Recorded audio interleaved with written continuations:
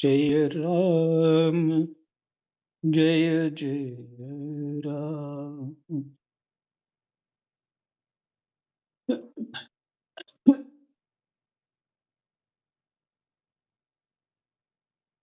श्री गणेशाय नमः।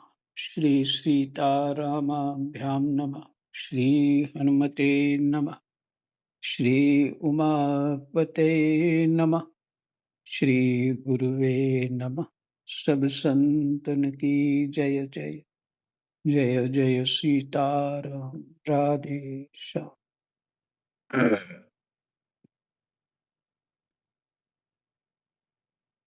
श्रीमद् भागवत महापुराण प्रथम स्कंद 15वां अध्याय श्लोक संख्या 28 से पाठ करेंगे।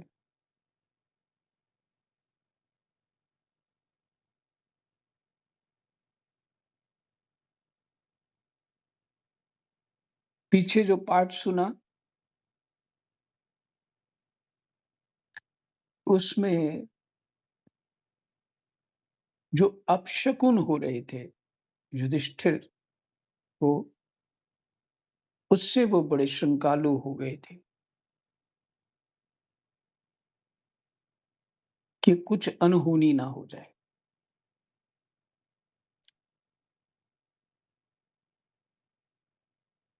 और अर्जुन के आने पर अर्जुन की स्थिति देखकर उसका जो स्वरूप बदल गया था, चेहरा उतरा हुआ था, निस्तेज था। तो उसको जिज्ञासा की कि कारण क्या है, तुम ऐसे क्यों हो। और फिर प्रश्नों की झड़ी लगा दी कि तुमने ऐसा कुछ अनर्थ तो नहीं कर दिया जिससे तुम्हारा तेज जो है विकृत हो गया।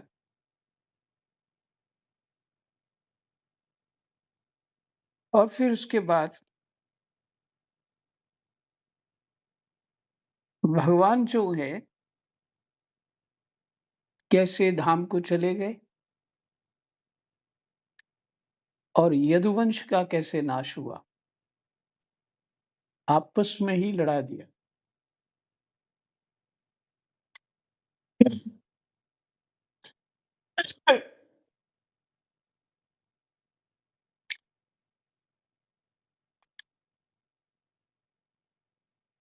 सत्व रज तम की प्रक्रिया जो है निरंतर चल रही है।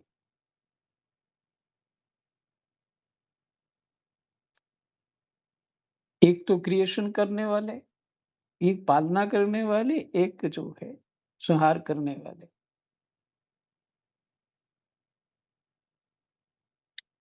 तो है वो एक ही, लेकिन अलग अलग स्वरूप में अपना रोल कर रहे हैं। संसार ऐसे ही चलेगा।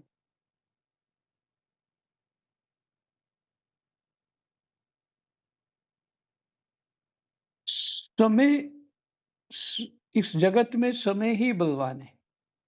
इससे यह शिक्षा लेनी चाहिए। जीव प्रारब्ध के अधीन है, पुरुषार्थ उसका कर्तव्य है। जिस जो प्रारब्ध है उसको लेकर ही पुरुषार्थ कर सकता है।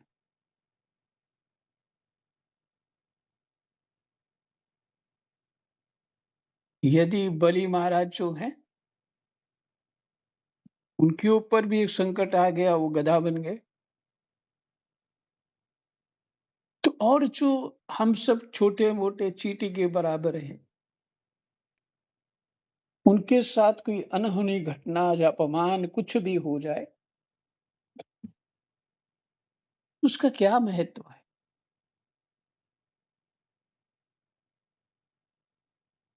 देखिए अर्जुन की कैसी स्थिति हो गई। अर्जुन के सामने कोई टिक नहीं सकता था।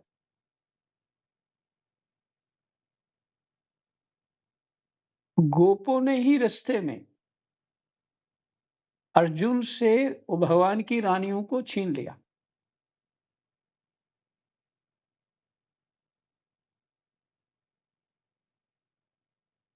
और वो उनका गांडीव धनुष इत्यादि उनकी योग्यता कुछ काम नहीं आई वहाँ। बताइए अर्जुन उस समय क्या स्थिति होगी? ऐसी विचित्र दशा में, ऐसी पीड़ा में अर्जुन राजा युधिष्ठिर के पास पहुँचते हैं और वहाँ भी वो बहुत प्रश्न करते हैं। वहाँ अपने हृदय और बुद्धि को सँभालना बहुत कठिन था।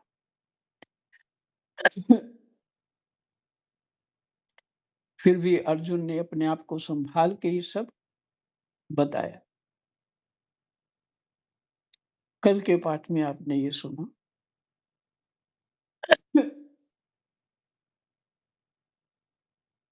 आज सूत जी कहते हैं, इस प्रकार प्रगाढ़ प्रेम से भगवान श्री कृष्ण के चरण कमलों का चिंतन करते अर्जुन की चित्त वृत्ति अत्यंत निर्मल और प्रशांत हो गई। एक होगी शांत, एक होगी प्रशांत। विशेष प्रकार से शांत हो जाना।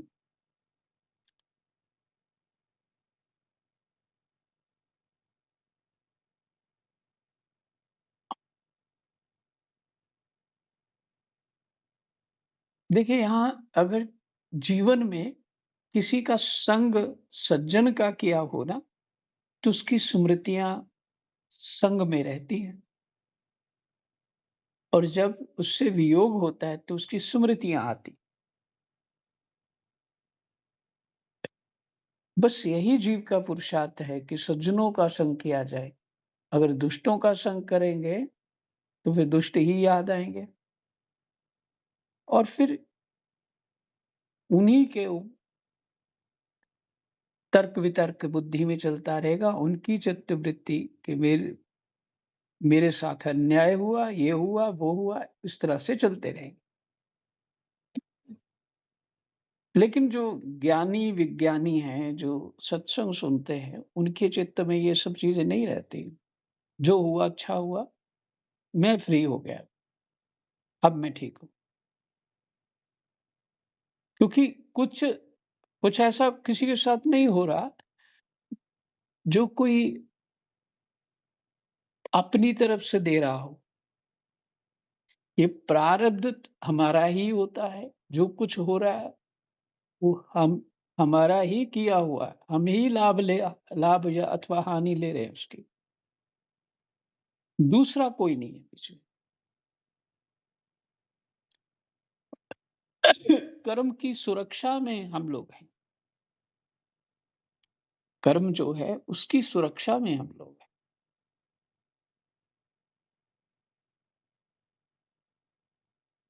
कर्म फल जो है वही तो सुरक्षा है हमारी।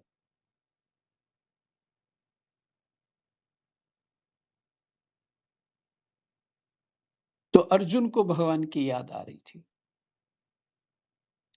उनकी महिमा भी स्मरण होने लगी और फिर पश्चाताप किया कि मैंने उस परमात्मा का कई बार अपमान कर दिया।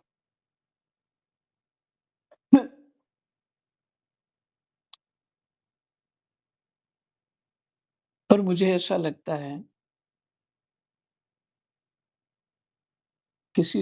वही सज्जन की जो बात कर रहा था, चित्त वृत्ति कैसे भी परमात्मा के साथ जाए, परमात्मा के साथ जुड़े, चाहे सुख से चाहे दुख से, वो ही लाभ है। दुख से जुड़े वो भी लाभ है, सुख से जुड़े वो भी लाभ है।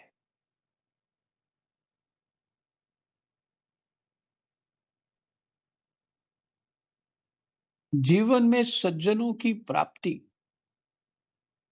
भाग्य से होती है और परमात्मा का चिंतन हम लोगों के पास तो और कोई उपाय नहीं है। भगवान के कथा का गुणानुवाद करना ये हमारा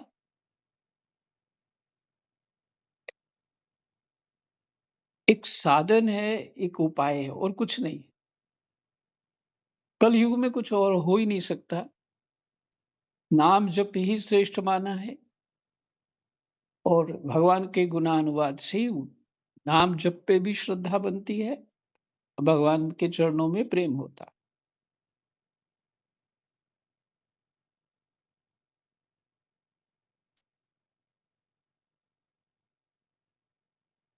तो ये अनुकंपा है भगवान की अर्जुन पे। ये जो दुर्दशा हुई और परमात्मा का चिंतन किया और वैसे वो तो भक्त, विशेष भक्त है भगवान के, लेकिन चित्त वृत्ति को देखो, देखना है, समझना है इस कथा से कि वो समय बिताया हुआ याद आता है। जिन महात्माओं के साथ रहा, वो तो अभी चले गए इस दुनिया को छोड़ के, लेकिन उनका स्मृति चित्त में रहती है, उनकी बातें स्मरण होती हैं।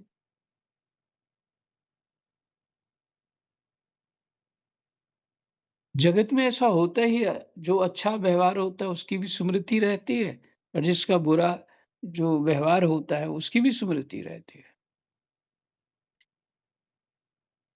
बस अगर सत्संग जीवन में हो तो वो अच्छी बुरी स्मृति को छोड़ कर के परमात्मा में ही अपनी स्मृति रखता है। तो भगवान ने स्वयं ही अर्जुन का चित्त खींच लिया हुआ है।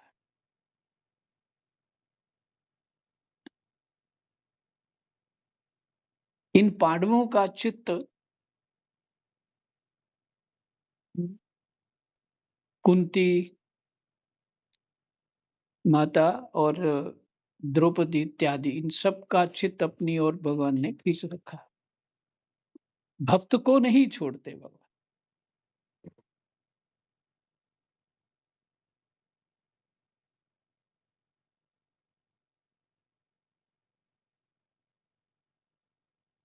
इस सभी सुख दुख के कारण ही ऐसा हुआ कि भगवान की स्मृति बनी हुई।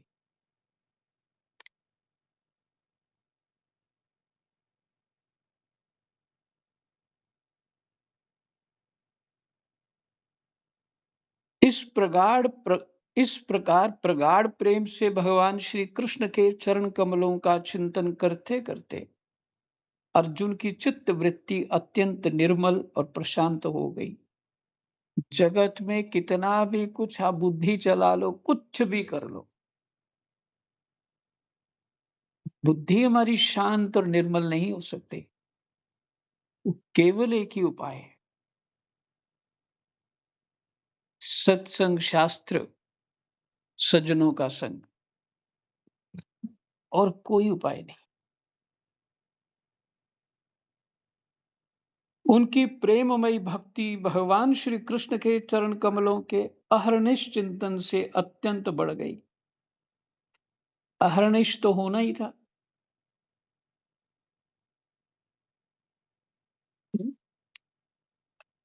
अहर्निश माने दिन रात।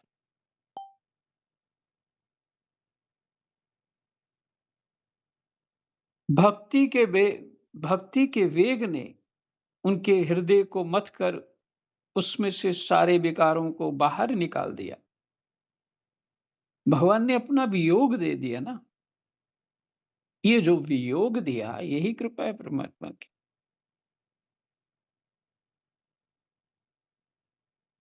ये वियोग उसी तरह है जैसे वो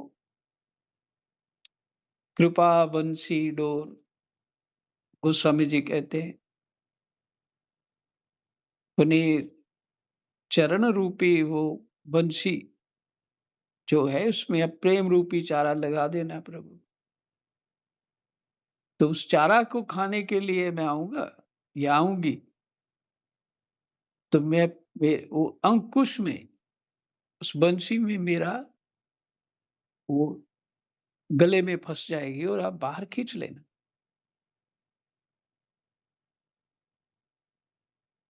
ऐसे ही मैं इन विषयों से बाहर निकल सकता हूँ और कोई उपाय नहीं। गोस्वामी तुलसीदास जी कहते हैं और वो विषय नहीं थे। लेकिन इस माया से बाहर निकलना बहुत कठिन है। बुद्धि वहाँ तक कल्पना भी नहीं कर पाती। तो वही अपनी वियोग रूपी कृपा से भगवान ने इन सब के चित्त को हरण कर लिया।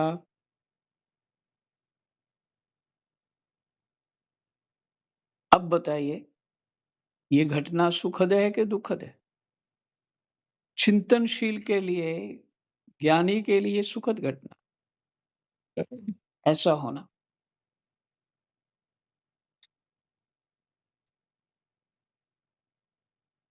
उनकी प्रेममयी भक्ति भगवान श्री कृष्ण के चरण कमलों के अहर्निश चिंतन से अत्यंत बढ़ गई। भक्ति के वेग ने उनके हृदय को मथकर उसमें से सारे विकारों को बाहर निकाल दिया। उन्हें युद्ध के प्रारंभ में भगवान के द्वारा उपदेश किया हुआ गीता ज्ञान पुनः स्मरण हो आया।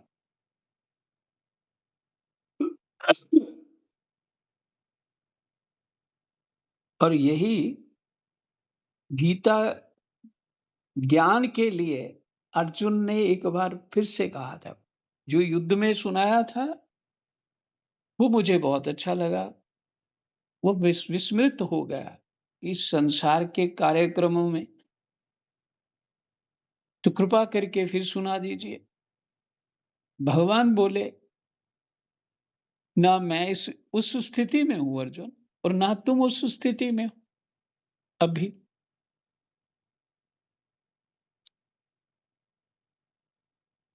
उस समय तो तुम पूछ रहे थे ना कि मेरा धर्म क्या है, और व्याकुलता थी, और तुम पूरे व्याकुल थे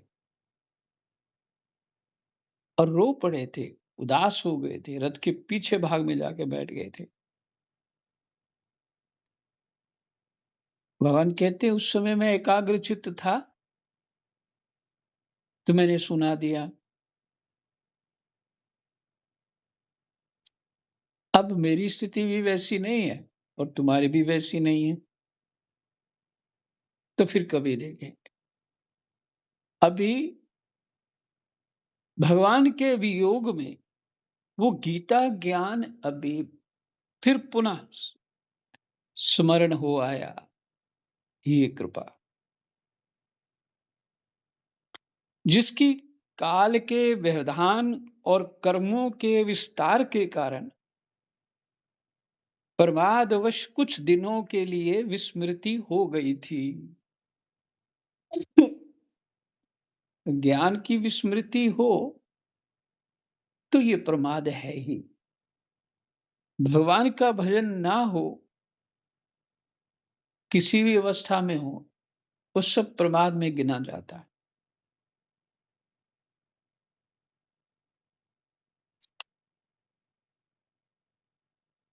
ब्रह्म ज्ञान की प्राप्ति से माया का आवरण भंग होकर गुणातीत अवस्था प्राप्त हो गई। ब्रह्म ज्ञान गीता की स्मृति से फिर अर्जुन गुणातीत अवस्था को प्राप्त हो गए। द्वैत का संशय निवृत्त हो गया। तेरा मेरा, तू और मैं, अपना पराया, राग द्वेष इत्यादि ये जितने भी प्रकार के द्वंद्व हैं, इन सब से द्वैत का जो संशय है निवृत्त हो गया। सूक्ष्म शरीर भंग हुआ। सूक्ष्म शरीर ही जब हम लोगों का भंग होगा, तब हमें बात पूरी से वो मैंने वो ज्ञान की स्थिति में होगा। यहां पहुंचना है हमको।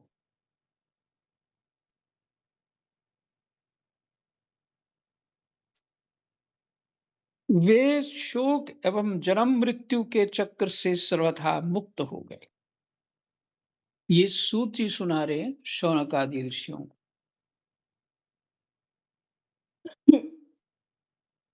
भगवान के स्वधाम गमन और यदुवंश के संहार का वृत्तांत सुनकर निश्चलमति युधिष्ठिर ने स्वर्गारोहण का निश्चय किया।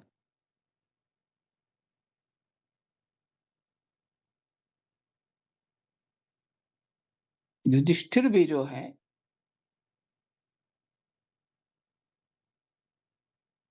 उन्होंने भी स्वर्गारोहण का निश्चय किया, इसलिए कि भगवत प्राप्ति के लिए। और तो कोई स्वर्ग में इन्होंने युधिष्ठिर जी ने क्या करना था।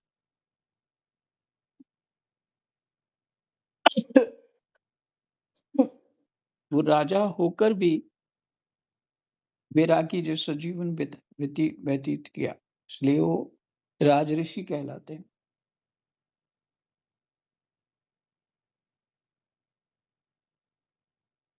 निश्चलमति युधिष्ठिर ने स्वर्गारोहण का निश्चय किया। कुंती ने भी अर्जुन के मुख से यदुवंशियों के नाश और भगवान के स्वधाम गमन की बात सुनकर अनन्य भक्ति से अपने हृदय को भगवान श्री कृष्ण में लगा दिया और सदा के लिए इस जन्म मृत्यु रूप संसार से अपना मुंह मोड़ लिया।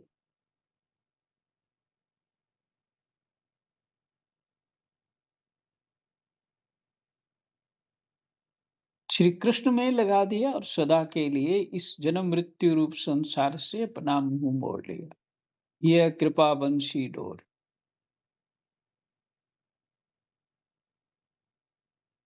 ऐसी वेदना गले में जो हो ना, वो ऐसे फंसे कि प्राण ही निकल जाए।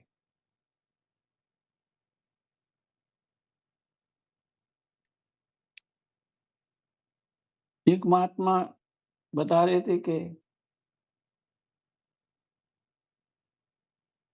गज गजराज जो गज और ग्रह का युद्ध था, तो इतनी पीड़ा में एक पैर को वो ग्रह ने हजारों वर्षों से पकड़ रखा है। इतनी पीड़ा में भी उसने कमल तोड़ करके भगवान को अर्पण किया। मैंने विवेक हमारा स्थायी रहना चाहिए।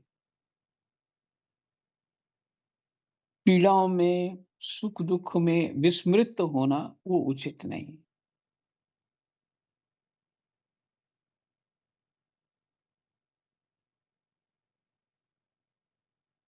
भगवान श्री कृष्ण ने लोक दृष्टि में जिस यादव शरीर से पृथ्वी का भार उतारा था, उसका वैसे ही परित्याग कर दिया जैसे कोई कांटे से कांटा निकाल कर फिर दोनों को फेंक दे। यदुवंशियों को जो आपस में लड़ा के ही मरवा दे। भगवान की दृष्टि में दोनों ही समान थे। जैसे वे नट के समान मत्स्य आदि रूप धारण करते हैं और फिर उनका त्याग कर देते हैं, जैसे नट के समान मत्स्य आदि रूप धारण करते हैं भगवान। मत्स्य अवतार हुआ था भगवान का। नट जो है, जो नट मैंने एक्टर, कभी गरीब बन जाता है, कभी अमीर बन जाता है, कभी भिखारी बन जाता है, कभी कुछ बन जाता है, इसलिए नट के समान। और फिर उनका त्याग कर कर देते हैं। वैसे ही उन्होंने जिस यादव शरीर से पृथ्वी का भार दूर किया था, उसे त्याग भी दिया। जिनकी मधुर लीलाएं श्रवण करने योग्य हैं, उन भगवान श्री कृष्ण ने जब अपने मनुष्य के से शरीर से इस पृथ्वी का परित्याग कर दिया, उसी दिन विचारहीन लोगों को अधर्म में फंसाने वाला कलयुग आधम का। महाराज युधिष्ठिर ने कलयुग का फैलना छिपा न रहा। महाराज युधिष्ठिर से कलयुग का फैलना छिपा ना रहा। उन्होंने देखा, देश में, नगर में, घरों में और प्राणियों में लोभ, असत्य, छल, हिंसा आदि अधर्मों की बढ़ती हो गई है। तब उन्होंने महाप्रस्थान का निश्चय किया। उन्होंने अपने विनयी पौत्र परीक्षित को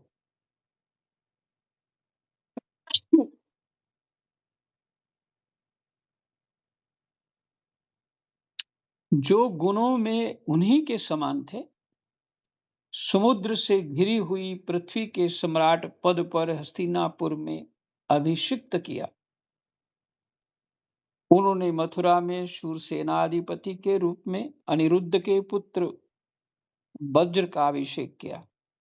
इसके बाद समर्थ युधिष्ठिर ने प्राजापत्य यज्ञ करके आहवनीय आदि अग्नियों को अपने में लीन कर लिया, अर्थात गृहस्थाश्रम के धर्म से मुक्त होकर उन्होंने संन्यास ग्रहण किया। युधिष्ठिर जी ने युधिष्ठिर ने अपने सब वस्त्राभूषण आदि वही छोड़ दिए एवं ममता और अहंकार से रहित होकर समस्त बंधन काट डाले।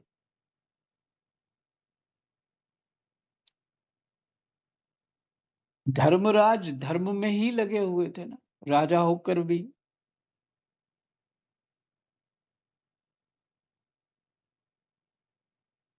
धर्मराज धर्म में ही लगे थे। तो धर्म से क्या होता है? धर्म ते विरति, योग ते ज्ञान। जो धर्म का पालन करता है उसको ही अपने सगे संबंधी और संसार के सुख दुखों से विरति हो जाती है, वैराग्य हो जाता है। तो उन्होंने जो ये सब ममता अहंकार आदि रहित होकर समस्त बंधन काट डाले।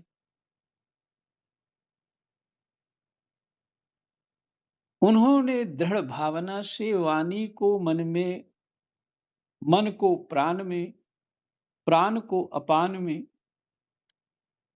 और अपान को उसकी क्रिया के साथ मृत्यु में तथा मृत्यु को पंचभूतमय शरीर में लीन कर लिया।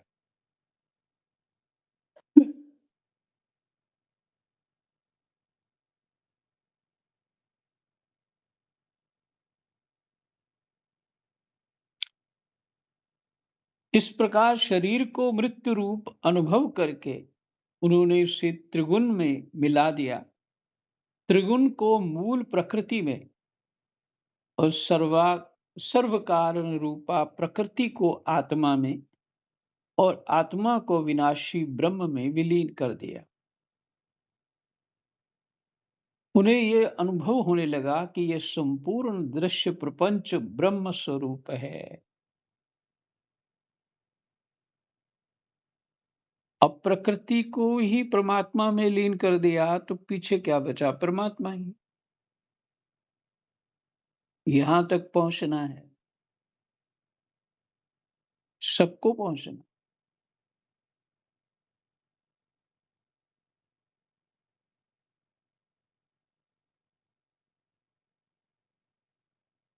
इसके पश्चात उन्होंने शरीर पर चीर वस्त्र धारण कर लिया, अन्न जल का त्याग कर दिया, मौन ले लिया और केश खोलकर बिखेर लिए।